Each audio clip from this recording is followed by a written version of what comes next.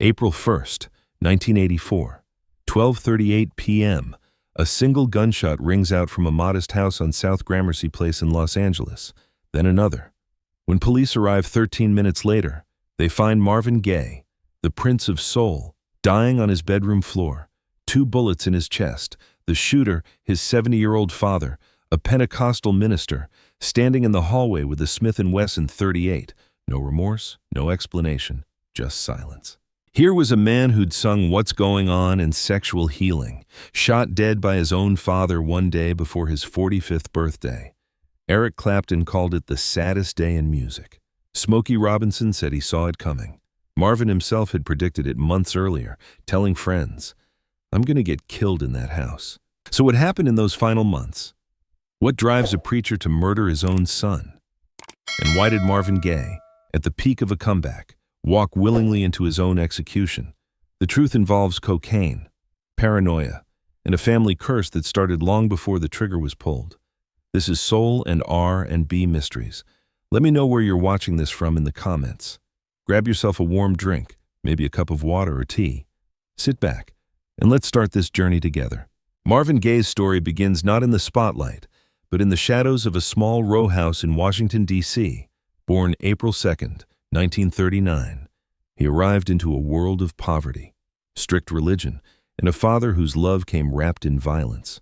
The Gaye household, if you could call it that, was ruled by Marvin Gaye Sr., a house of God minister who preached fire and brimstone on Sundays and delivered it with his fists the rest of the week. Marvin Sr. was a complicated, deeply troubled man.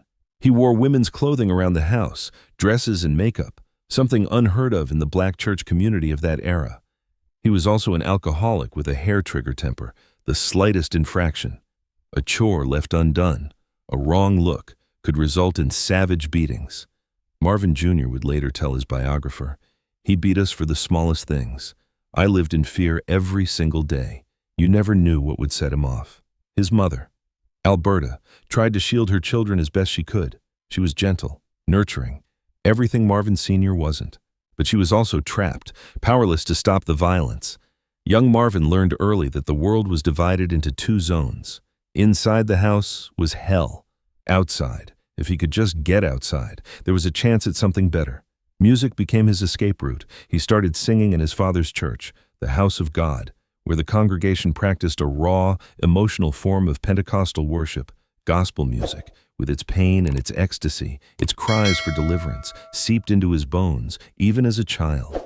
Marvin had a voice that could stop a room, smooth, aching, desperate. It was the sound of someone trying to sing his way out of suffering. And in a way, that's exactly what he was doing.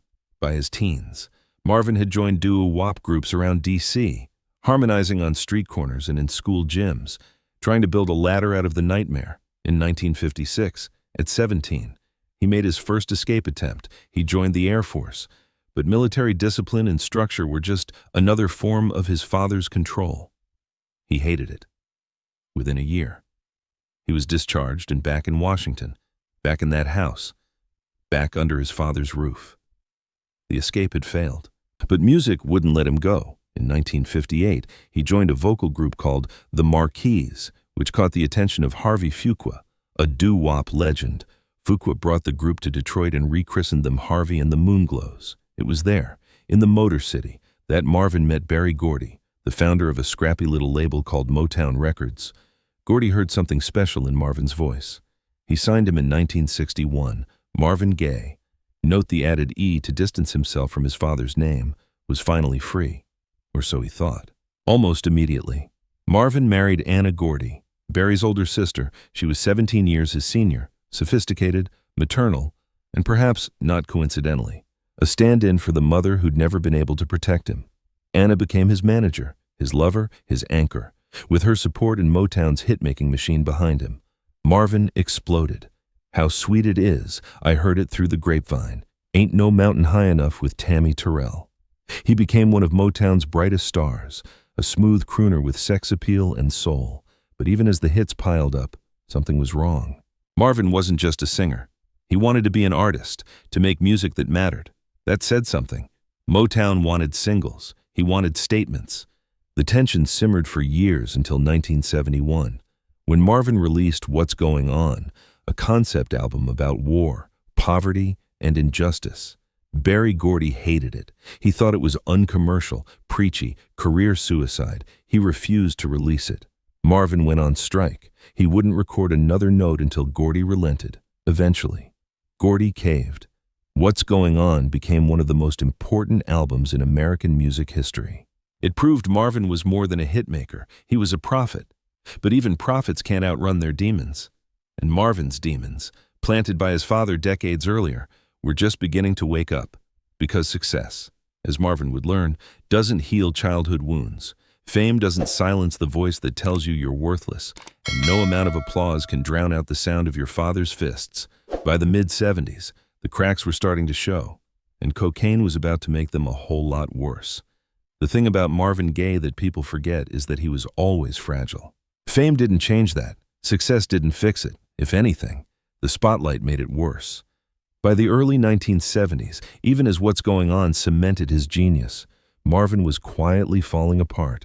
The pressures of stardom, the expectations, the constant demand to be brilliant, they were crushing him.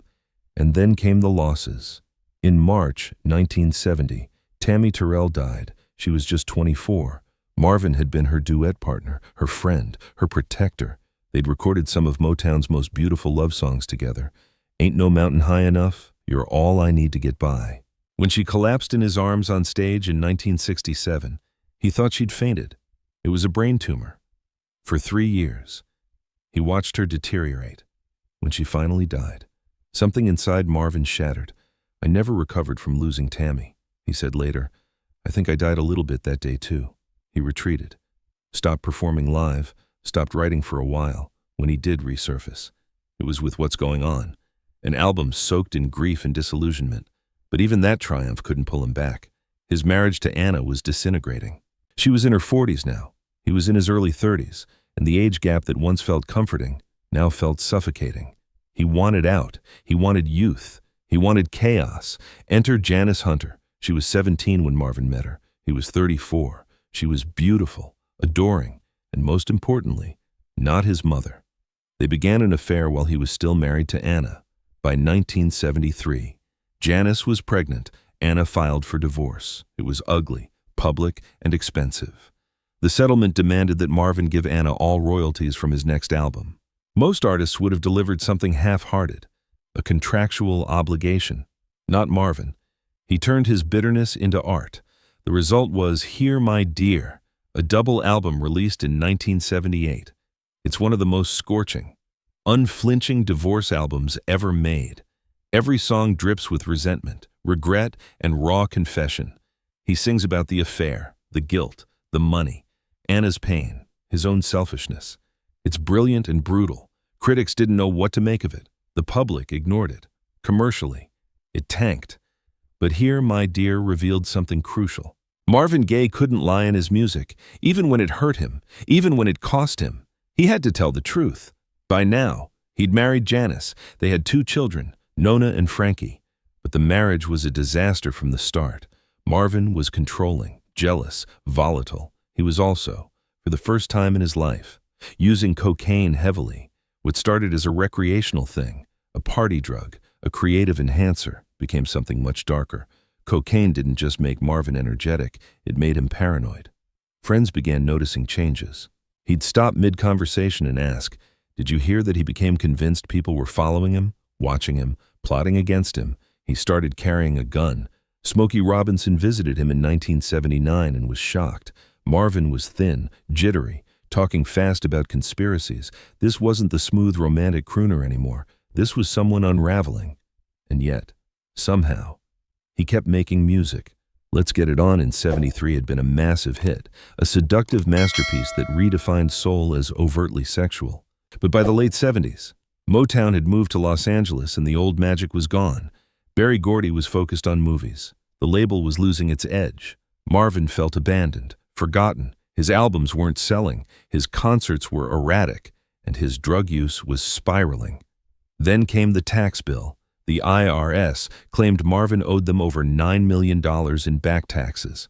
$9 million. He didn't have it. He'd spent it. On drugs, on alimony, on cars and houses and polo ponies, on anything that might fill the void inside him. The government seized his assets. They were coming for him. At least. That's what Marvin believed. The paranoia intensified. He became convinced the IRS wasn't just after his money. They wanted him dead. He thought the government, the mafia, shadowy forces he couldn't name, were all conspiring to destroy him. In interviews from this period, you can see it. His eyes dart around. He looks over his shoulder. He talks in riddles. One journalist described him as a man being hunted by ghosts only he could see. By 1981, Marvin couldn't take it anymore. He fled. He packed a bag, left his family, and flew to Europe, first London, then Belgium. He was running from the IRS, from his creditors, from his responsibilities, from himself.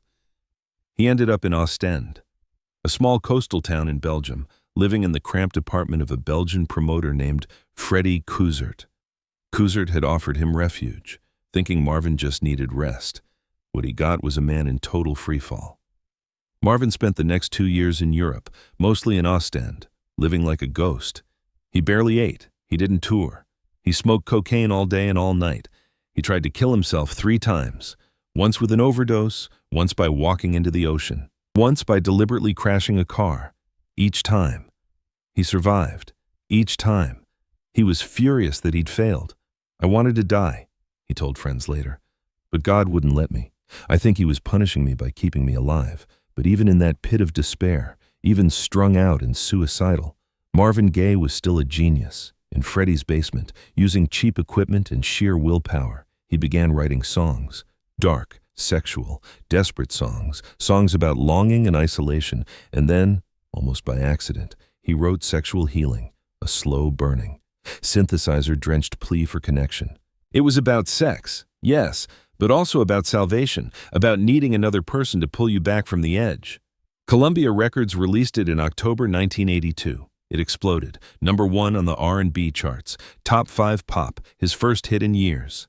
Suddenly, Marvin Gaye was back. Magazines wanted interviews, radio wanted him, the world wanted him. He won a Grammy, he went on tour. From the outside, it looked like a comeback. From the inside, it was a slow-motion disaster, because the drugs never stopped. The paranoia never stopped. And Marvin had made a decision that would seal his fate. He was going home, not to Belgium, not to a hotel. He was moving back in with his parents, back to the house on Gramercy Place, back to the nightmare he'd spent 40 years trying to escape. The European exile should have been Marvin's rock bottom. 2 years in Belgium, smoking cocaine in basements, trying and failing to kill himself, waiting for God or the devil or anyone to finally end it. But then came Sexual Healing. And with it, the cruelest gift success can give a dying man: hope. The song was everywhere in late 1982. MTV played the video on loop. Radio couldn't get enough. Marvin's voice, worn and weathered but still achingly beautiful, seduced a whole new generation. He performed it at the Grammys in February 1983, winning Best Male R&B Vocal Performance. Standing on that stage, thin as a rail in an oversized suit, he smiled. For a moment, he looked like the old Marvin, confident, untouchable, a star. But backstage, the reality was different. Bodyguards had to search his dressing room for drugs before he went on. His manager begged him to eat something, anything. He weighed barely 150 pounds. His hands shook.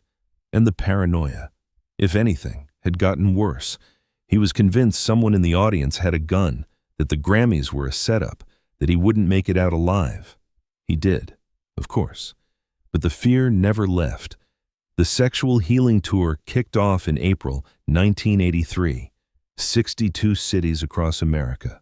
Sold-out shows, screaming fans. On paper, it was a triumph. On stage, Marvin was electric. He'd reworked his old hits, turning them into extended, jazz-inflected jams. He moved like a man possessed, seducing the microphone, the audience, the moment. Critics called it a masterclass, a resurrection. But behind the curtain, it was chaos. Promoters complained he showed up late or not at all. In Detroit, he walked off stage after 3 songs, claiming he'd seen a man with a gun in the crowd. Security found nothing. In Chicago, He locked himself in his hotel room for 18 hours, convinced the mafia was in the hallway. Band members quit. His tour manager threatened to quit. One backup singer told Rolling Stone he was two different people. On stage, he was God. Off stage, he was a ghost. And through it all, cocaine, mountains of it. Marvin wasn't just using anymore, he was mainlining it, smoking it, injecting it. Freddie Coussert, who'd flown over to check on him, was horrified. "This isn't sustainable." "Marvin," he said, "you're killing yourself." Marvin just laughed.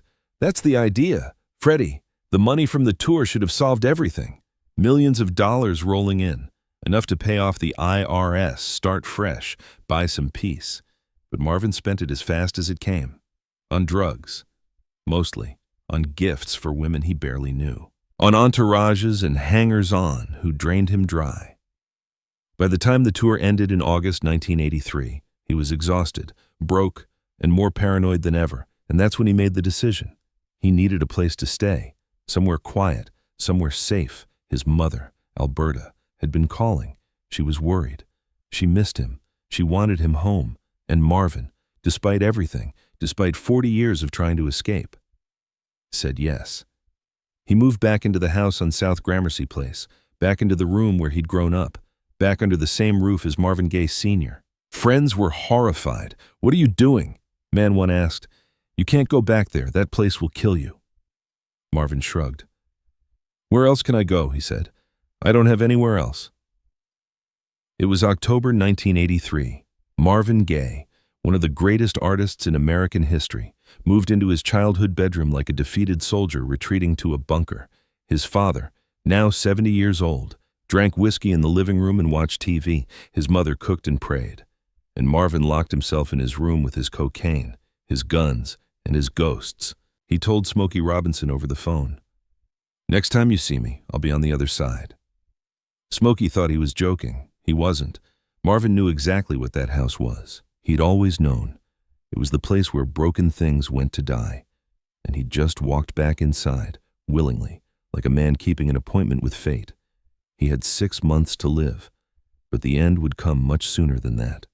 The morning of April 1st, 1984, started like most mornings in the Gramercy house. Tense, silent, poisonous. Marvin hadn't slept. He'd been up for days, smoking cocaine in his bedroom, pacing, talking to himself. His mother, Alberta, was downstairs in the kitchen. His father, Marvin Sr., was in his own bedroom watching television, drinking. They lived in the same house but occupied different hells. For the past 5 months, the atmosphere had been unbearable. Marvin Sr. resented his son's presence. Here was this famous man, this so-called genius, back home like a failure, living off his parents, spending all his money on drugs. The old man saw it as proof that he'd been right all along. His son was weak, ungodly, a disappointment. Marvin, for his part, could barely look at his father without rage boiling over. This was the man who'd beaten him, who'd terrorized him, who'd broken something inside him that no amount of fame or applause could ever fix. They argued constantly, about money, about respect, about nothing. Neighbors reported hearing screaming almost every night. Sometimes it was Marvin, sometimes his father. Alberta tried to keep the peace, standing between them like a human shield, but it was hopeless. Both men were waiting for something to snap, and on April 1st, it finally did. Around 10 in the morning, Alberta knocked on Marvin's bedroom door. She needed to talk to him about an insurance document that had gone missing. It was a trivial thing, a piece of paper. But Marvin's paranoia turned it into a conspiracy. He was convinced his father had stolen it, maybe to sell it, maybe to sabotage him, maybe just to hurt him. He confronted Alberta, demanding to know where it was. She didn't know. She suggested asking Marvin Sr. That was a mistake. Marvin, sleep-deprived and high, stormed downstairs. He burst into his father's bedroom, accusing him of theft.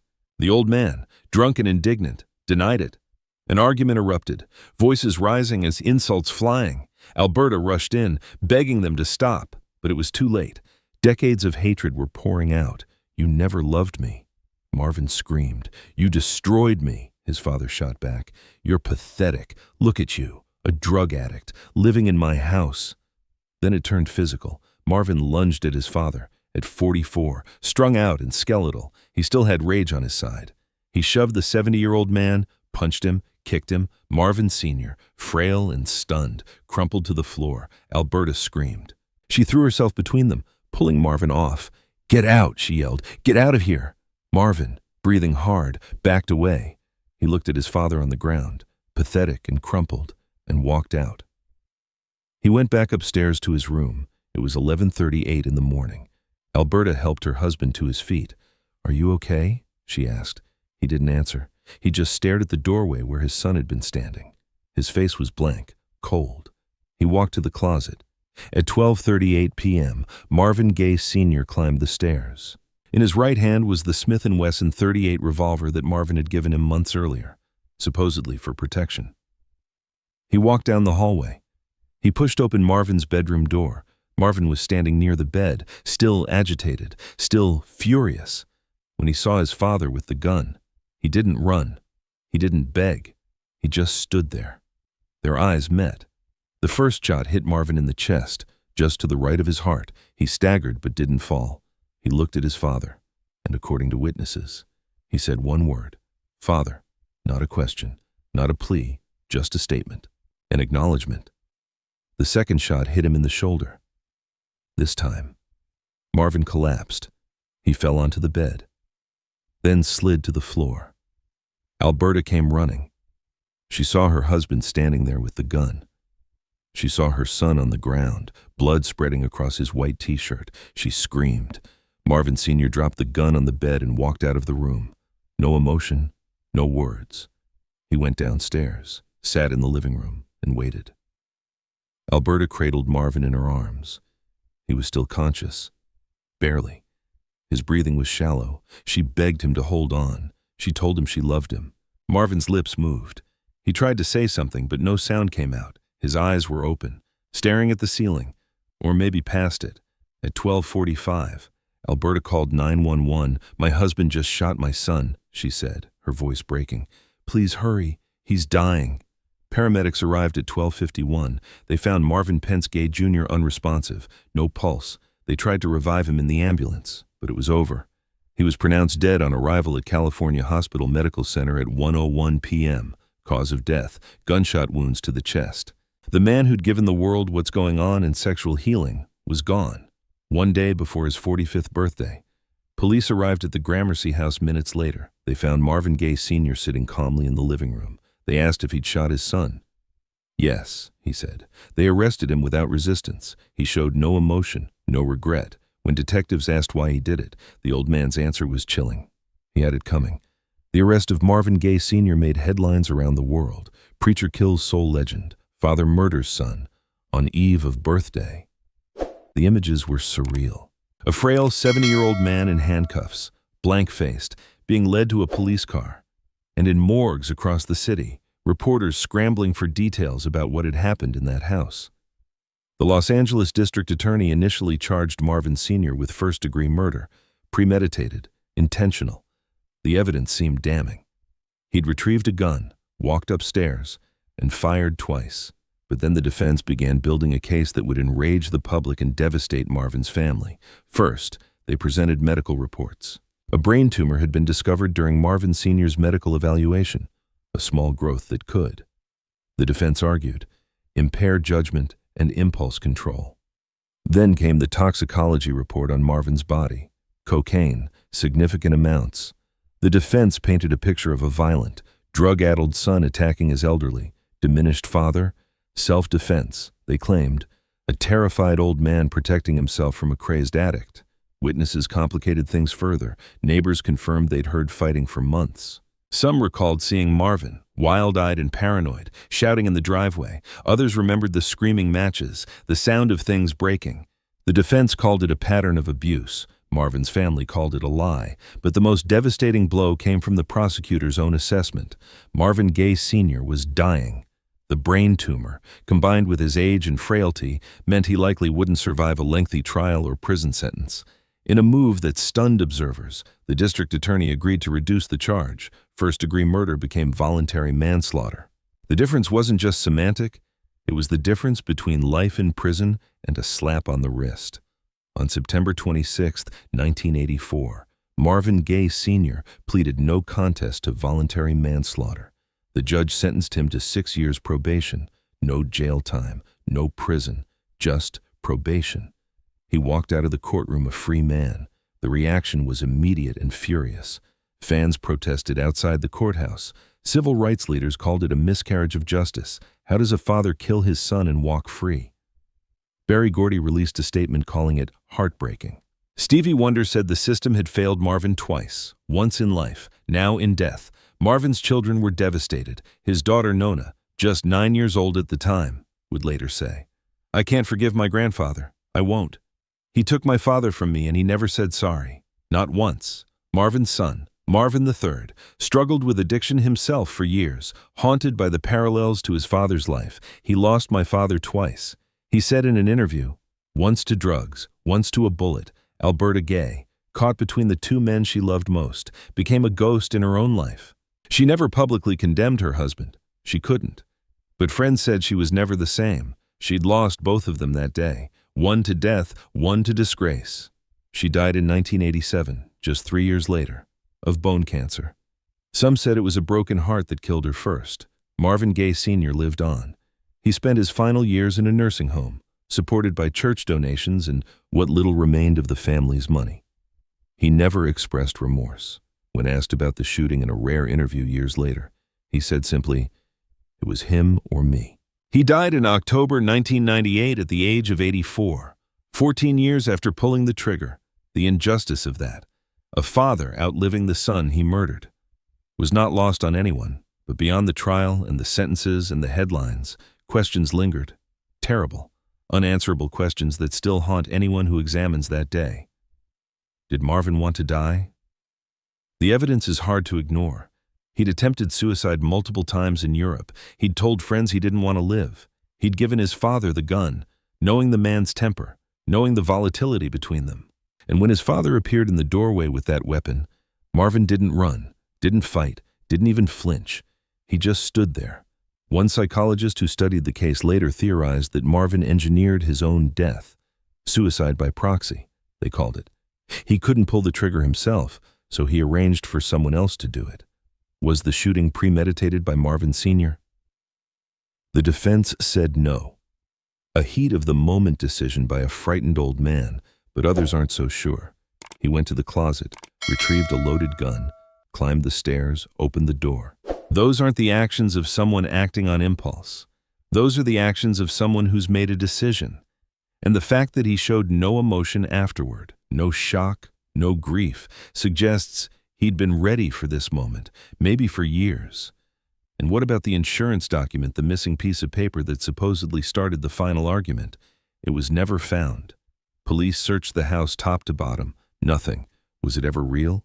Or was it just another delusion in Marvin's cocaine paranoia, a phantom trigger for a tragedy that was always going to happen? The truth is, we'll never know. Both men took their answers to the grave. What we do know is this. 2 people entered that bedroom at 12:38 p.m. on April 1st, 1984. Only one walked out. And the music world lost one of its greatest voices to the one person who should have protected it. The cruelty of that fact never fades. A father killed his son, and no courtroom, no sentence, no amount of time can ever make that right.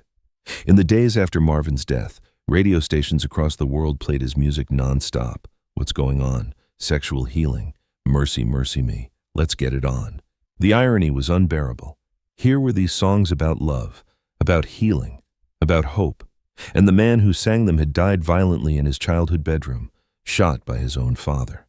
The disconnect between the art and the life was almost too much to process. His funeral was held on April 10th, 1984, at Forest Lawn Cemetery in Los Angeles.